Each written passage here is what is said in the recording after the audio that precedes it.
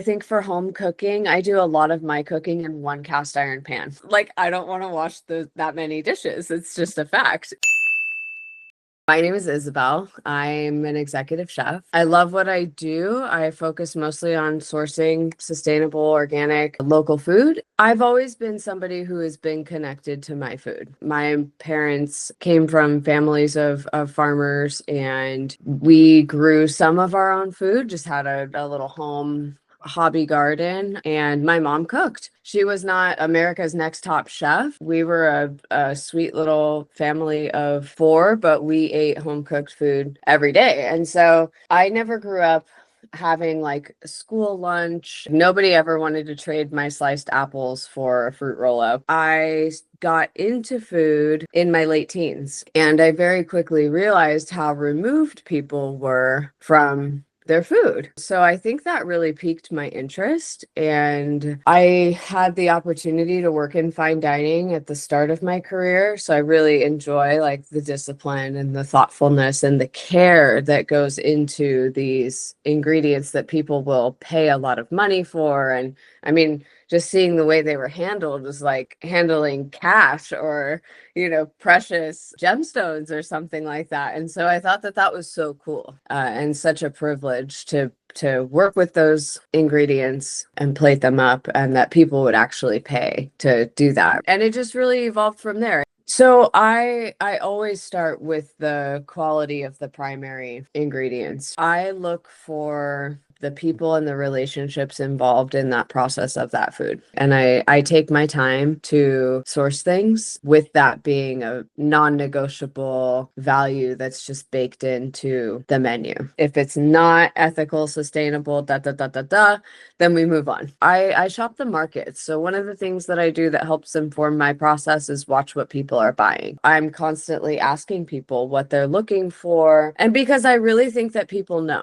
I think people know what their body needs, and sometimes they're just not even quite asking themselves those same questions. So if you draw it out of people, they will tell you what they're craving, what they're hoping to find at, and a market is a great place to sort of field that fresh, what are people wanting that's fresh. Anyway, I look for inspiration in people. I look for inspiration in the product that I see at the market, and I really watch the season closely. If you're doing your purchasing at a place where the season is well represented, then what grows together goes together. And usually, without a super clear, solid cooking plan, you can buy things or acquire things at a market like a farmer's market that will work. I'm not somebody who says we can't have any of that in our diet, right? So butter, cream, there's a place for all of it. I try to always keep in mind how I think I'm going to feel after I eat that meal. And one of the guiding principles in my cooking is that people should feel good when they eat well. And so we try not to take away from the food by covering it with fat and cream and a lot of salt or something like that. Yeah, it's almost like doing a disservice to the product to then take it and manipulate it in those ways. Simple preparations, I think for home cooking, I do a lot of my cooking in one cast iron pan.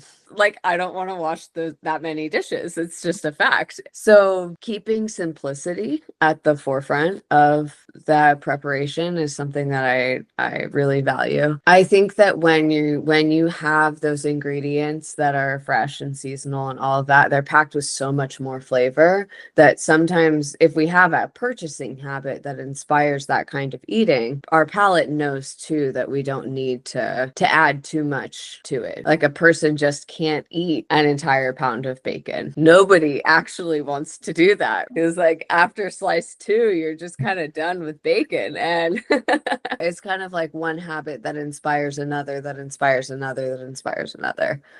For me, that means having whole grains in my diet and doing most of my own cooking at home. For me, that means consistency. For me personally, that means I don't have very much sugar in my diet. For me, that means having a balance of carbohydrates and proteins and a mix of fresh fruits and vegetables that help me feel good and energized. I'm not a calorie counter. I think that can be a really helpful tool for people. And I know that some people really really measure out their like macros and micros. And I couldn't even really dig into all of that. I realize people are not machines, but I think about myself in a machine sort of way often, right? It's like, have I given myself the right fuel to be able to play in my soccer game later or go on a ride? I can see and feel when I'm like either dehydrated or lacking something. I think that I feel healthiest when I feel the least amount of stress. And for me personally, I notice I can manage a lot of my stress through my nutritional intake. I'm the type of person that is going, going, going. I have a lot of hobbies.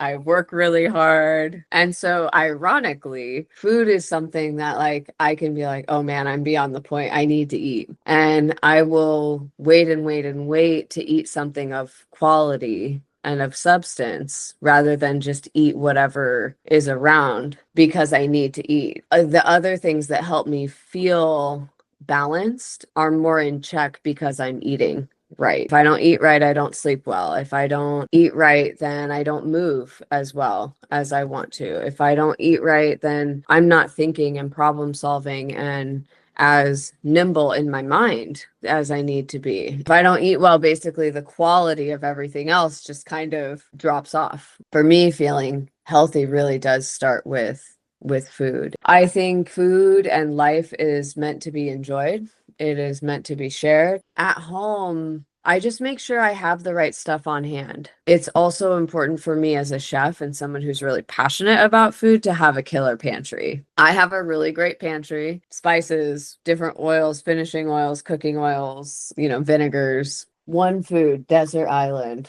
Probably like lentils or something. Now I'm just thinking of survival food right now. So it's like, what can I get that's got some protein and carbohydrates and it's gonna help me feel good and taste decent. I enjoy most of the food that I consume. Every now and then I'll put together a smoothie that I'm like, oh man, that I put a little bit too much of a few different things, right? And I'm going mostly for nutrition and something like a smoothie. Every now and then I get one that I'm like, there's a French ice cream from Van Leeuwen that I really like, and the flavor's Earl Grey. And I find it the right amount of bergamot. Yeah, it's just the flavor is really nice and it's not too sweet. And I think it's very eggy and luxurious. And I like that a lot. The first tip would be to like just close your eyes and do a little scan from the top of your head to the tip of your toes. I know it sounds silly, but just be like, what does this body need right now? Depending on what happens from there, just encourage people to take it a step further and ask themselves how they're going to feel like their best self. Don't eat anything you don't want to. If you don't want to eat it, don't eat it.